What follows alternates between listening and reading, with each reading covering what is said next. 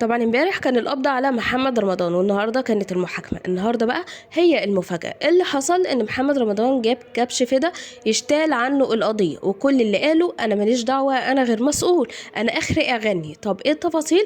هقول لكم التفاصيل دلوقتي، بس في الاول صلوا على النبي. وكمان ما تنسونيش من اللايك الحلو بتاعكم. محمد رمضان امبارح تم القبض عليه بسبب اغنيه كانت على الساحه بقالها شهرين، وهي اغنيه رقم واحد ينصاص. الاغنيه دي كان فيها كلام، الاغنيه دي كان فيها نرجسيه، وكان فيها ان هو كل في الكل، وان ما فيش زيه، وان ما فيش قده ولا في قبله ولا في بعده، علشان هو خلاص معاه فلوس وهو السلطه وهو كل حاجه، هو الحكومه. ده اللي المحاميين قدموا بلاغ وقالوه حرفيا في المحضر بتاعها. قال لك ان محمد رمضان لازم يقف عند حده، علشان ما عادش عينه شايفه حد، خلاص هو شايف نفسه والباقي ملهوش لازمه. وده الكلام اللي قاله في الاغنيه. طب انتوا فين من شهرين لما الاغنيه نزلت؟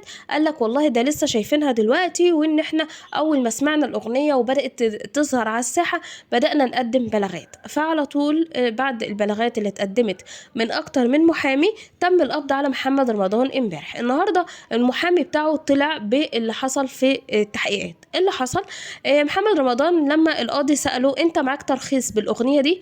للعلم لان لازم كل اغنيه تحضر على الساحه لازم يكون ليها ترخيص معين، يعني ما ينفعش ان هو يبقى معاه ترخيص ان هو يغني فيغني اي حاجه ويطلعها علينا، لا، هو كل اغنيه بيغنيها لازم يكون ليها ترخيص خاص بيها.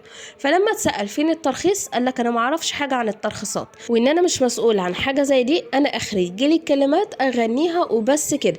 المسؤول عن النشر والمسؤول عن الترخيصات والمسؤول عن اي حاجه خاصه قبل ان الحاجه تطلع على الميديا وهو مدير اعمالي. فعلى طول تم ضبط واحضار مدير اعماله، وبيتسال عن الترخيص والحاجه قال لك انا لسه ما رخصتهاش، وان انا نسيت، وان انا كنت هرخصها بس غلطت ورفعت الفيديو، ولما لقيته جاب مشاهده انا ما رضيتش ان انا اقفله، وان انا اعين الاغنيه عشان ما تتحرقش، وان انا هبقى اطلع الترخيص بعدين. طب ليه ما قدمتش ان انت هتقدم ترخيص لازم يكون معاك ورق ان انت بتبقى ماشي في الترخيصات وكده؟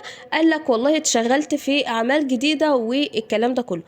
محمد رمضان طلع من القضية ولا كأنه عمل أي حاجة، ومدير أعماله هو اللي اتحبس. ده كلام المحامي الخاص بيه. طبعا كل ده يعني المفروض انت قبل ما تغني أغنية المفروض ان انت تتسأل على حاجة زي دي، فين الترخيصات، الدنيا تمام خلاص هغني. انما محمد رمضان مش همه أي حاجة غير ان هو خلاص أنا هغني وانت اعمل اللي عليك. ليه؟